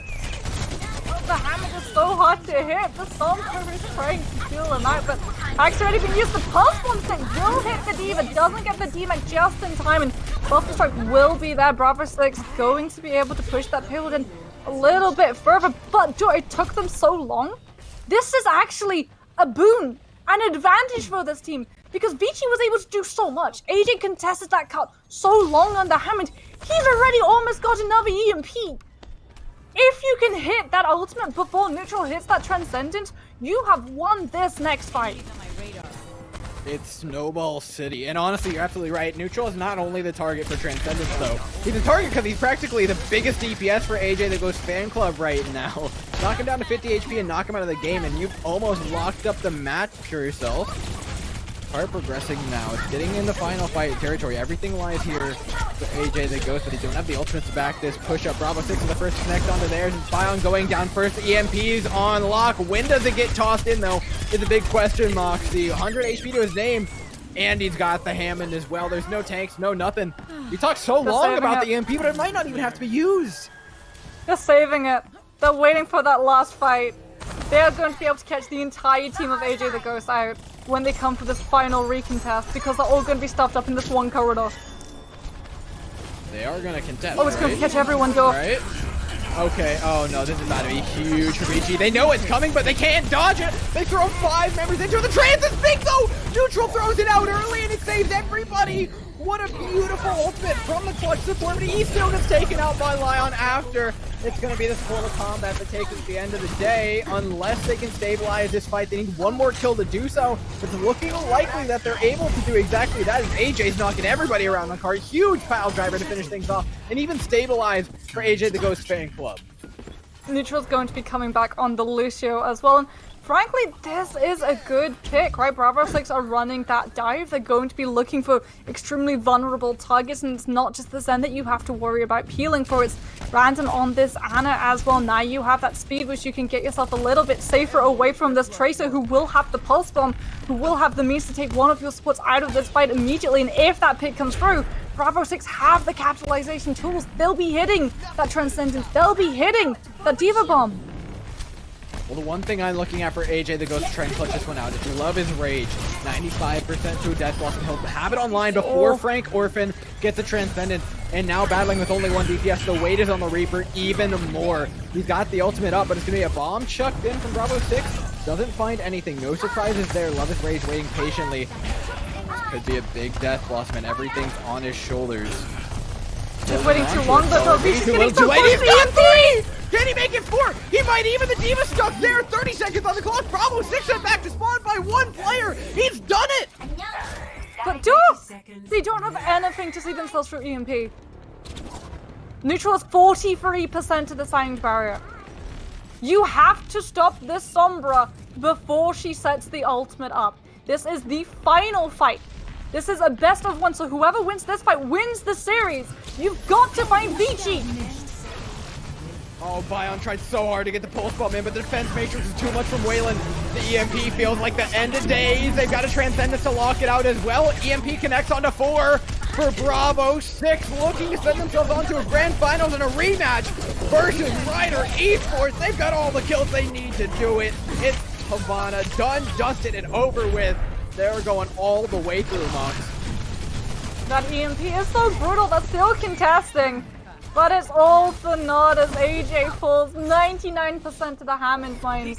The one chance that AJ, the Ghost fan club, had at keeping Bravo 6 off that payload for just a little sliver of extra time to get the team back in for that last recontest. But it is not to be, as Bravo 6 will be going back up to face the team that 2-0'd them, to try and find that victory. Have they been able to figure out their opponents, or will we see a closer series? As AJ the Ghost fan club, they tried so hard, they tried so valiantly, the Death Blossoms were huge, the peel was beautiful, the DPS played, the tanks, they all created space, they all came up in that kill feed, but EMP, it's so strong. And unfortunately for AJ the Ghost fan club, Bravo 6 just had access to so much time on point B that they could afford to put EMP in and to use it and bait out so many ultimates from the other side, and then because everyone put in on their team ultimates at the same time, they hit so many of them all at once. Yeah, I think, as you would say, it's a bloody shame that we didn't get to see more of that match, right? That would have been an incredible... I could have seen that going either way. Honestly, if that one goes to more maps, it's ridiculous, but it's Bravo 6 holding it down. And I think that's even more impressive coming off such a hard loss versus Ryder. And now they've clawed their way back. It's about clawing your way back against Ryder, which is no easy feat. Ladies and gentlemen, the grand final is right up next. Ryder versus Bravo to close things out. We'll be right back.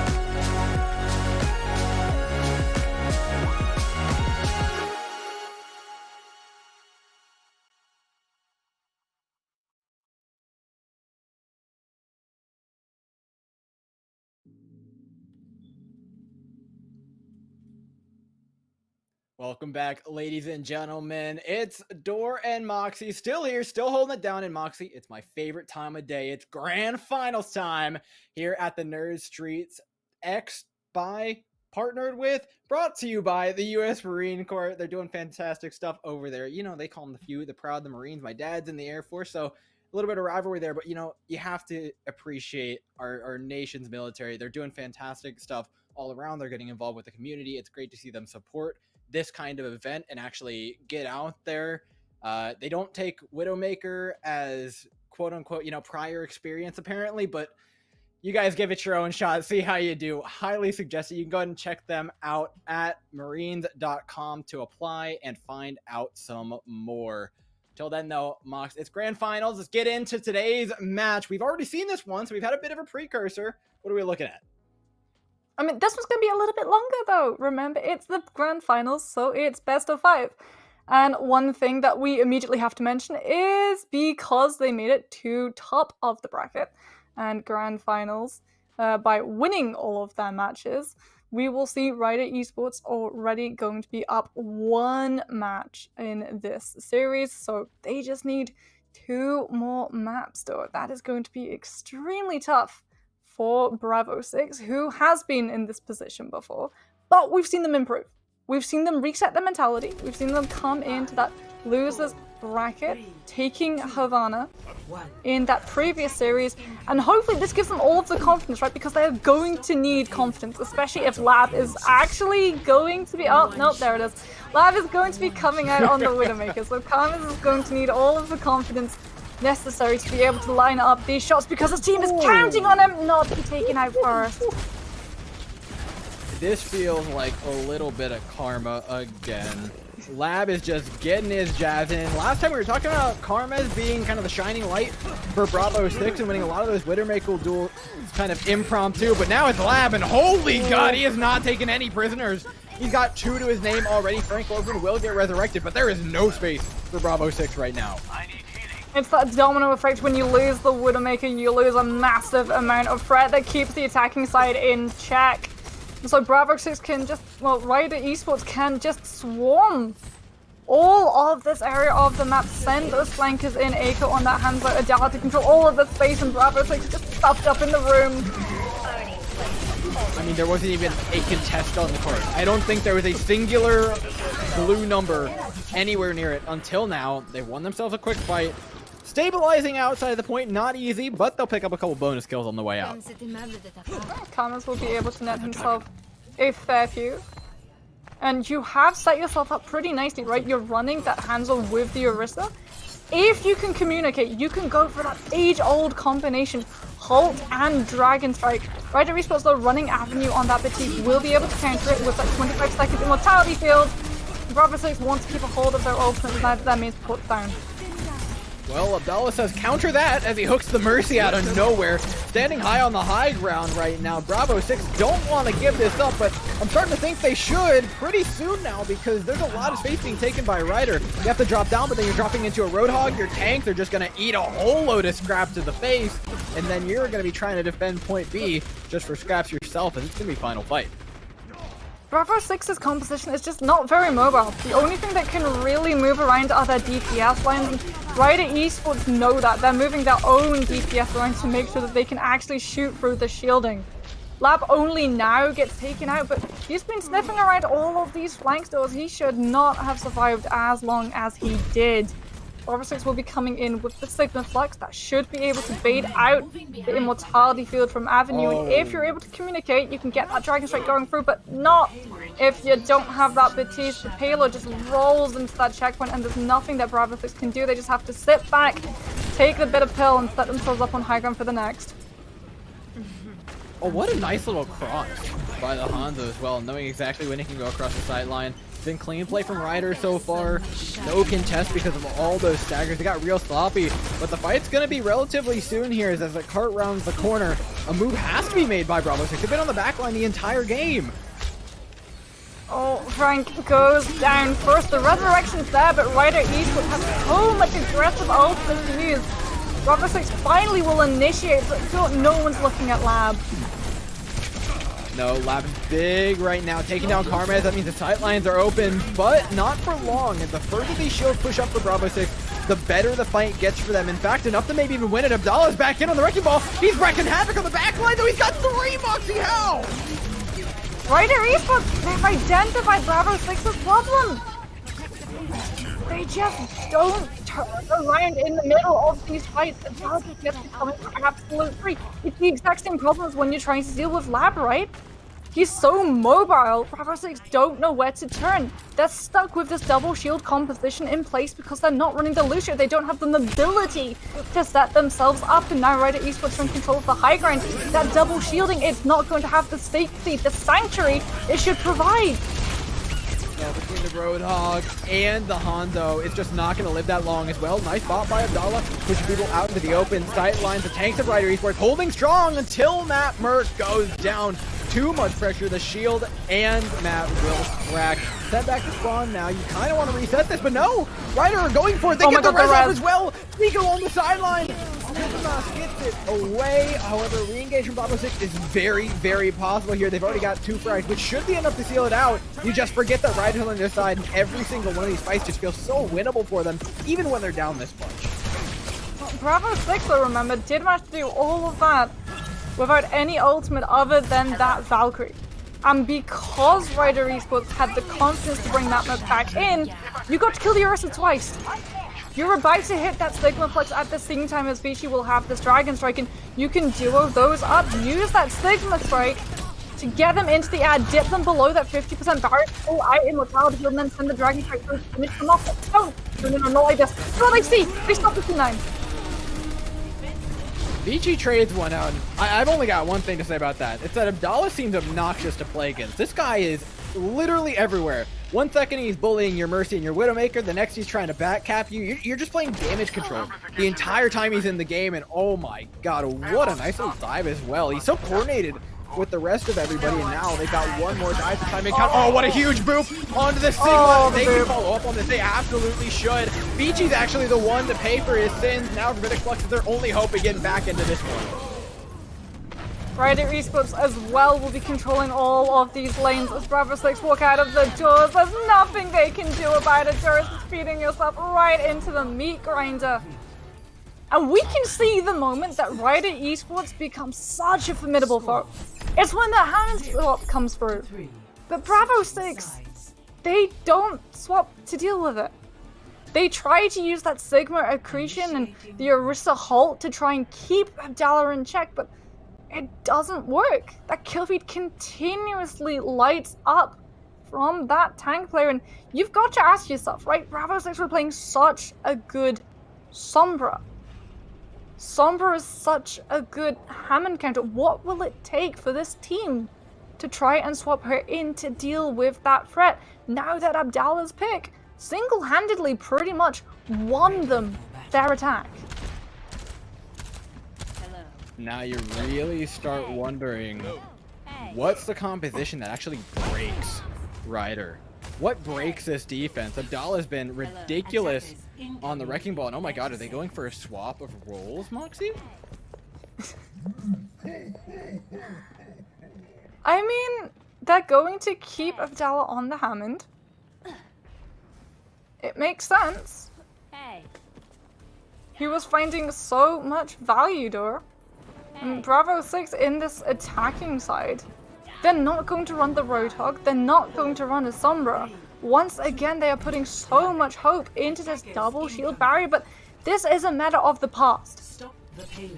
And we can see why. Ryder Esports are so much more mobile. They've got that counterplay coming through. Yes, you'll have double shielding, but Lab can just use that grapple to get around. There is nothing barring your DPS that can buy his attention away from the fight. Yeah, you really have to keep an eye on the Widowmaker. And Aiko, my god! It just continues to come up big. Every single fight is won by just a foothold from one of the DPS here. Ryder has been incredible on hitting their shots. It's because they don't have that pressure.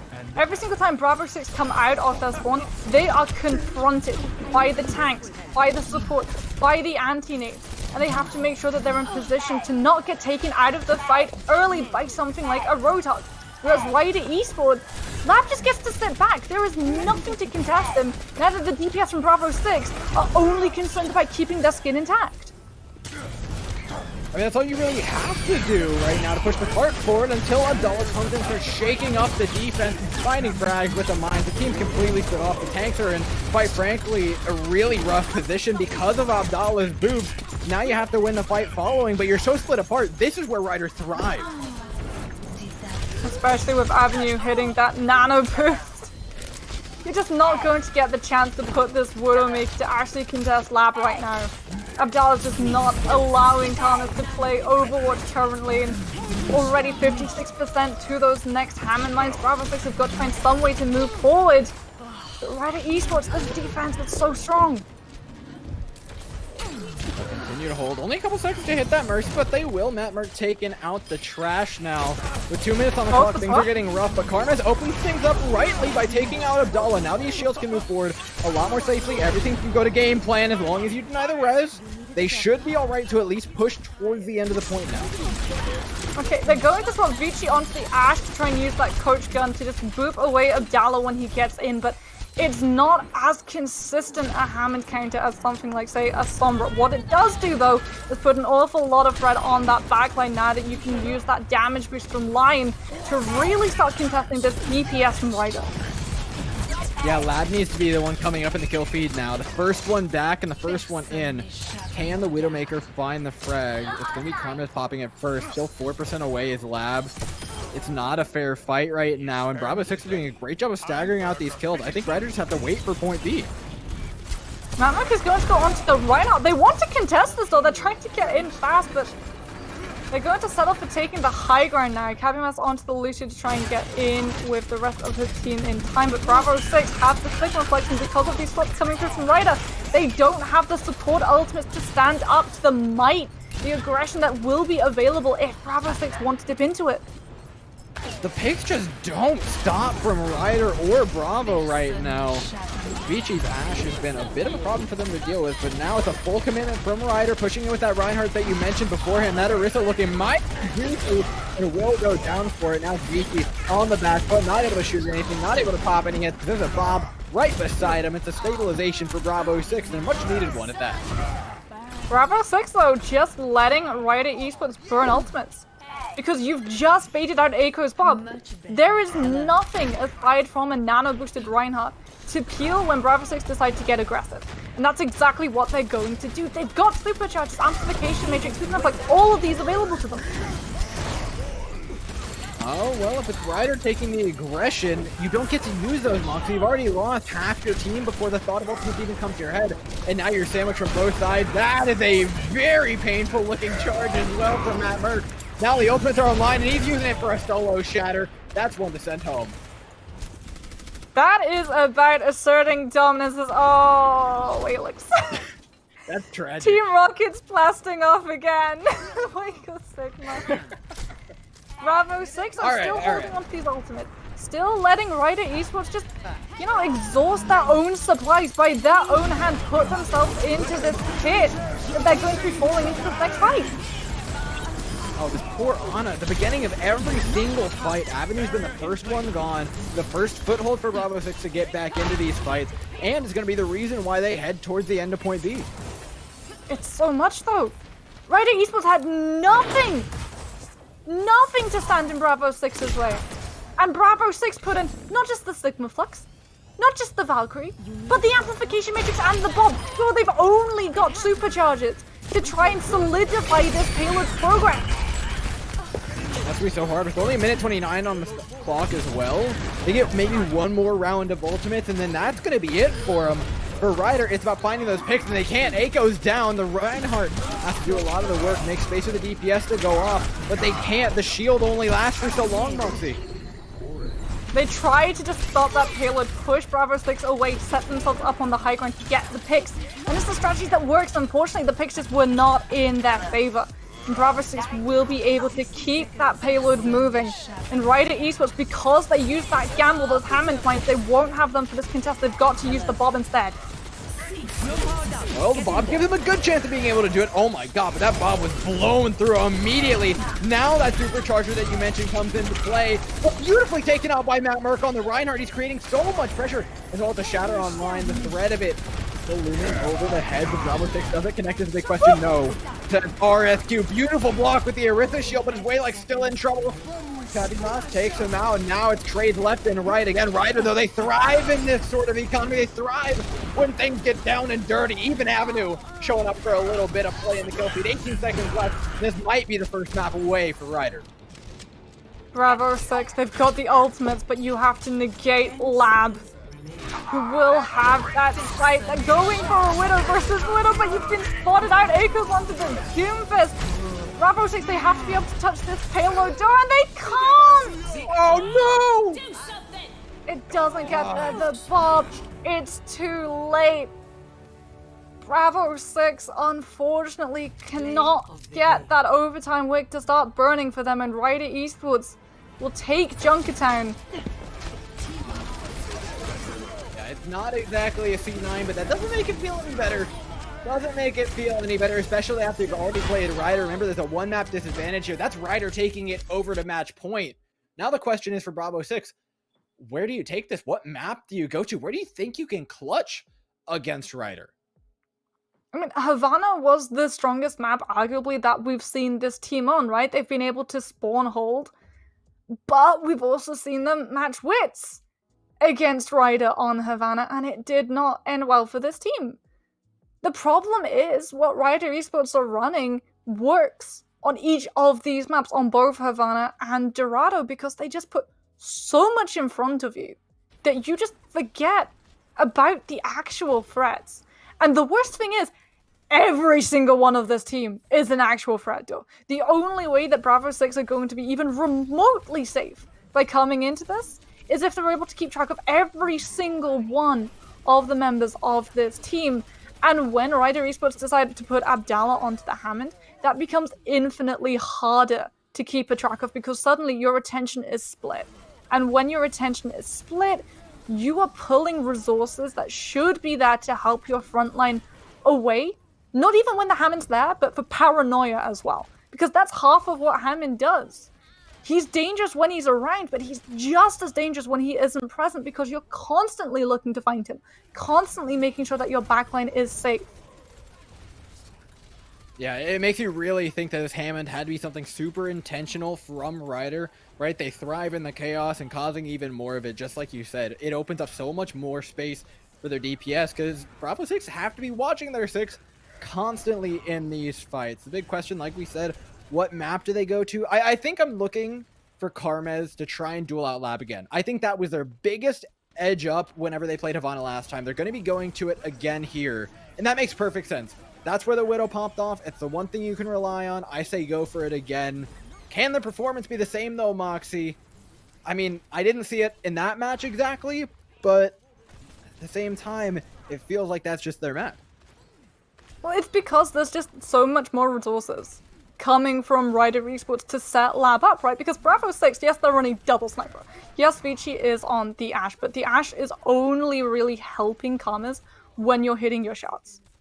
Abdallah is constantly, in each of these engagements, having so much value, creating so much space, drawing attention from Lab. Even if you're not coming up in the kill feed, your sheer presence existing in Bravo 6's composition means that Lab has that space that is being denied by Karmas. So the only way that we can see these Widowmakers properly match wits is if Bravo 6 provide that same utility, if they send someone to try and bait out the same resources that are being pushed into the lap of Lab for absolute free from his team. Well, now, as we head into Havana, I've got an important question for you, right? If they run the Hammond, if they run the Wrecking Ball, the tank that they ran beside it was very flexible during that last match. We even saw a Reinhardt down at the end. Do you think the Reinhardt was particularly successful? Well, see, for Bravo 6, it was something that you really had to worry about. Because when you're running up against, Widowmaker, you want to try and close up that distance so she becomes useless, so she becomes pressured and can't really hit her shots. You draw her into the fight so she doesn't have the time to set up. running into a Reinhardt when you're also running into a Hammond means that you're being kited all over the place. You can't walk forward because the Reinhardt's going to have right of way. You can't walk backwards because the Hammond is just going to chew through your backline. And so for Bravo 6, you've got to provide that same sort of split focus because Rider Esports is the exact same tricks. Echo this time is going to be on to that Soldier to give a little bit more support in case Bravo 6 decide to go for the Zenyatta. Cavimas will have peel in the form of that Soldier sustain. But Bravo 6 aren't even opting for dives. No, and I don't think they have to. One really important thing to note here is Abdallah and Matt Mark have swapped positions, swapped which tanks they're paying specifically. And now on the Reinhardt, there's no more Hammond, already gone and out of the fight. Bravo 6 have so much space to work with. This is what happens when you don't divide the attention of a Widowmaker and Havana. Look how much value Karmas gets free in that fight alone. Duh. And Matt Merck's ult charge 24%. That Hammond has just not been able to get in. Bravo 6 playing so nicely, close together. Even Karma's sticking with the team. So if the Hammond tries to go for you, you have that immediate help, that accretion from the Sigma, that hope from the Orisa to help you out.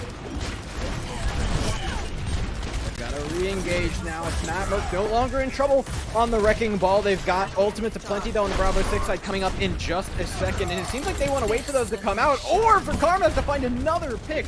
This guy just does not stop every time he enters Havana. They are killed in the feed and they are very, very red in nature. Now it's going to be a shot and it connects on the 3 through the amp matrix and everything. A big clutch from the Rider tank. Bravo 6 just let themselves die as soon as that shadow came out. They knew that the fight was over. They want to make sure that they have as much time possible because it is going to be so hard to get safely back to that payload door. You may be running double shield, but your composition is so slow. It isn't mobile. And Lap has already got the angle lined up. My sight. Yeah, and even more brutal than that is now the defenders have sight. And not for an insignificant amount of time. Karma has used theirs earlier on in the last fight, so taking this one, getting close to that target, it's even harder than you said it was, Moxie. Now that it's going to be a visor from the backline, takes out a Widowmaker. In the meantime, Lab's going to work from the opposing angle. That's enough to win another fight for Ryder. That time clock is getting very low. And for Bravo 6, all of their win conditions now have one extra condition attached.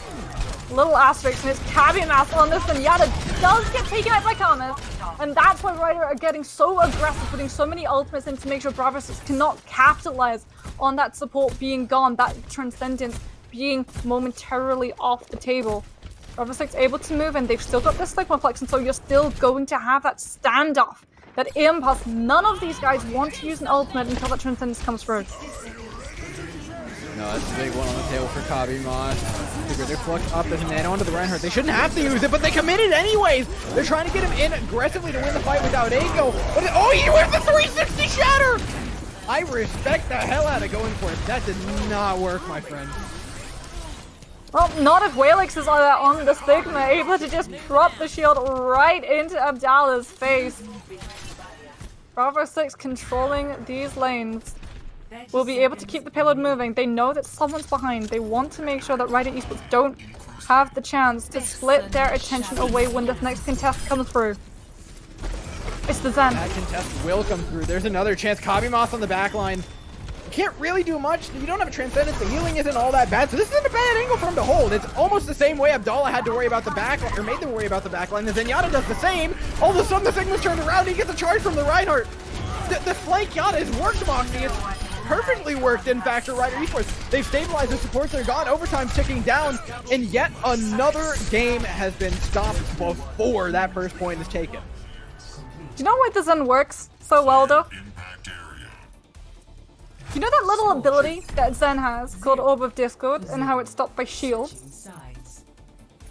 Bravo 6's shields was set up to face the payload. Was set to face where the payload was moving to. Cabimas is behind those shields.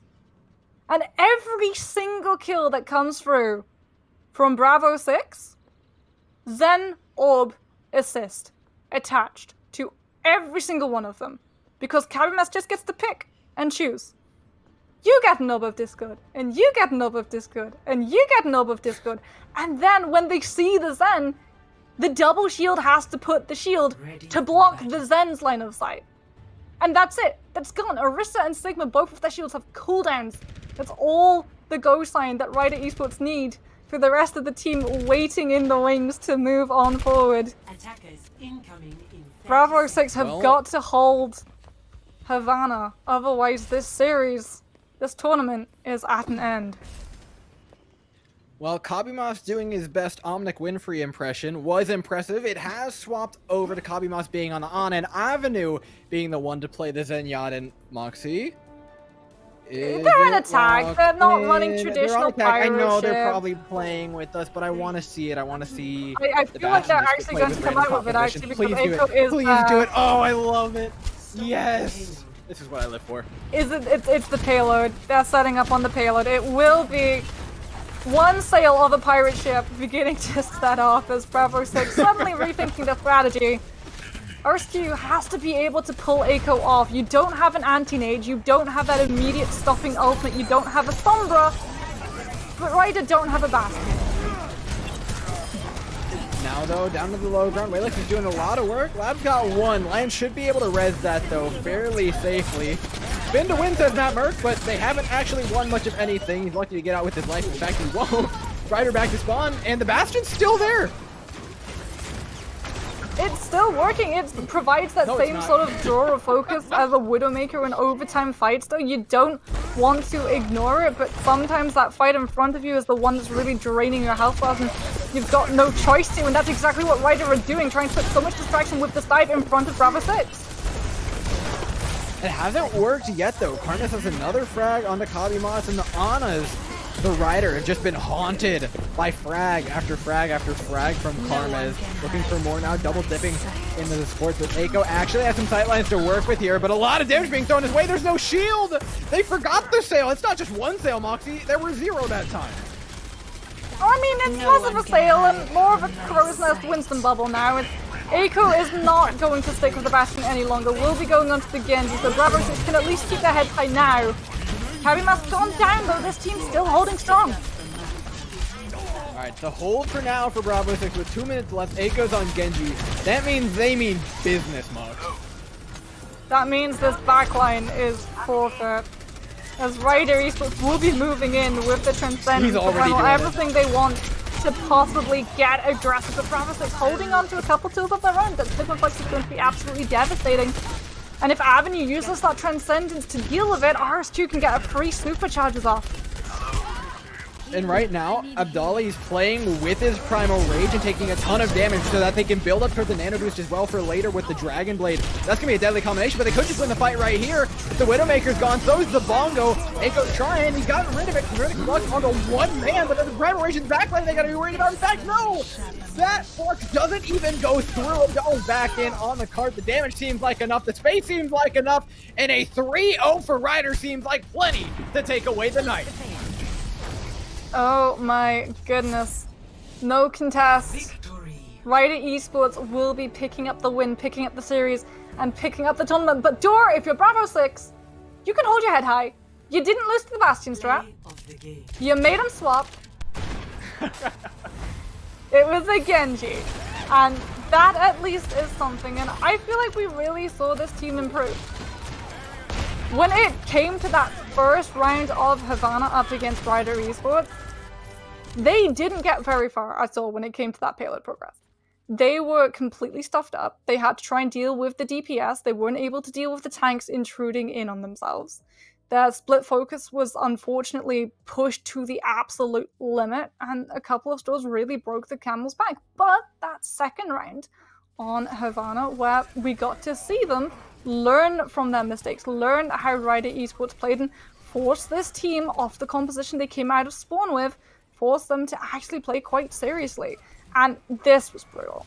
This was the moment where Bravo 6's defense just absolutely crumbled. The second Kabimas was able to just stay behind and not get spotted out, or worse, was spotted out. They knew someone was behind door, but they just couldn't commit any resources because the second you take away that shield, it is absolutely brutal. It is absolutely suicidal to that front line because you have nothing to stave off the rest of the members of Rider Esports. And in the moment, right, you take the threat of one Zen versus the entire rest of the team.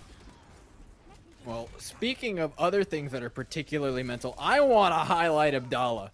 I mean, he won me over when he did the 360 shatter. It didn't even connect. It doesn't have to. He went for it, and that's the only thing that matters to me. Not only that, but his wrecking ball was crazy the entire night. His wrecking ball was absolutely correct. His wrecking ball was the reason that we saw them take Junkertown. The amount of distraction, the amount of times that he would get into that backline, boop someone like the Sigma off the high ground into the waiting jaws of his team, and then you don't even kill the Sigma, you wait for the Hanzo to come try to peel for him. You wait until you see the whites of their eyes and then just shred them back into that respawn room. Unfortunately, Abdallah was just one of those threats that Bravo 6 just weren't able to deal with. They weren't able to deal with Lab when it came collectively to trying to keep that Hammond in check, and they weren't able to keep that Hammond in check for the entire map of Junkertown.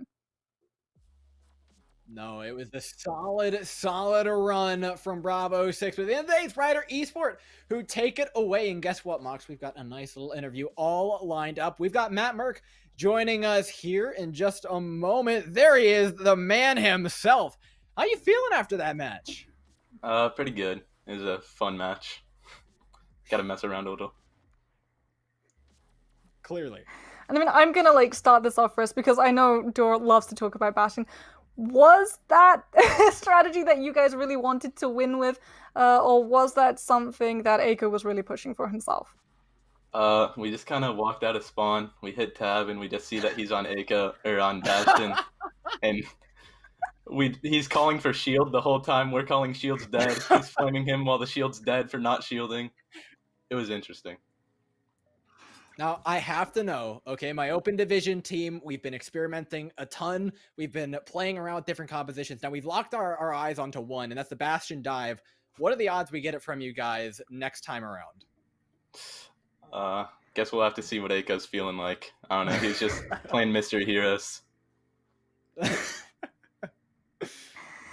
And I was actually having a look at your roster because you guys are from a collection of a couple of teams. I know a lot of you Dark Mode and also Majestidas, but a couple of people, I believe Aiko from Class 6, and it was Lab as well coming over from Australian Contenders. How exactly did you guys all get together under one team?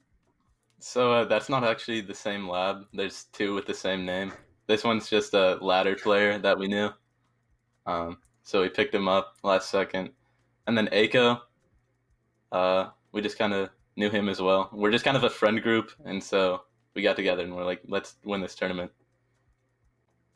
Hey, man, it's good to see you guys have a good time just coming in and playing. I mean, you get to win money doing it, which, don't get me wrong, very, very nice little side prize, we'll call it. But it's the friendship that got you there. It's the journey, not the destination, to say the very least. So what would you say was the highlight of this whole night for you, the highlight of the tournament? Was there any specific moments you'd like to point out?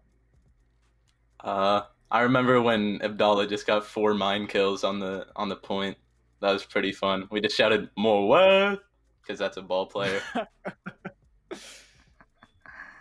And sort of then jumping off of that, would you say that Abdallah was sort of the MVP of tonight, the one that stood out from the rest of the team? You can, of course, nominate yourself if you so choose. Feel free to. I'd say, yeah, Abdallah was the MVP with his flexibility. He played like every tank pretty much. Yeah, you guys actually ended up swapping roles. He was playing the Wrecking Ball for a lot of the time, and then you swap onto the Reinhardt, or you swap onto the Wrecking Ball with him on the Reinhardt. Was that just because you felt like it, or any real rhyme or reason, or it's just last map, send it? It was pretty much whoever picked the hero first ended up playing it. So who locked in who first then? Were you both fighting for the Reinhardt, or were you both fighting for the Wrecking Ball? It kind of depended on the situation, because we kind of just wanted to get back as fast as possible, go back to having fun. So if we're both respawning, one of us is fighting for Wrecking Ball. Well, having a good time, fighting for Wrecking Ball, and coming away with a nice chunk of change to back it up. Congratulations on your win tonight. It's no surprise see you guys coming back and having a similar performance, but it's got to feel good either way. So thank you so much for popping in for the interview. Thank you. All right, ladies and gents, as we tie our nice up in a quick little bow, I mean, I'll do a quick MVP segment. My MVP, come on.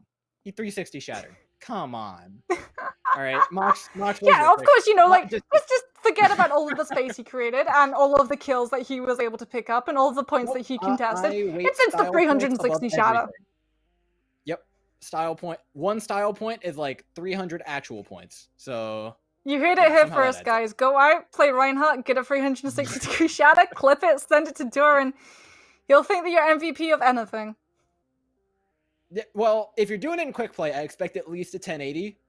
Nothing more, nothing less. At least a 1080, to say the very least. You know what else you guys can expect, though? Some awesome stuff from Nerd Street. Gamers are hosting an amazing camp local host where they're bringing all sorts of stuff together. It's offering coaching, after-school programming this fall for gamers. Overwatch, Valorant, Fall Guys, Fortnite, Rocket League, all sorts of games. You guys play them. They got them. It's a fantastic way to improve and get kind of that first step into esports. Learn your way around what it's like to actually hone your skills and get really, really solid at these games. Nerd Street's right there to help you out. Don't forget, though, this entire night has been brought together by one thing. That's the U.S. Marine Corps. They've been supporting this the entire way through.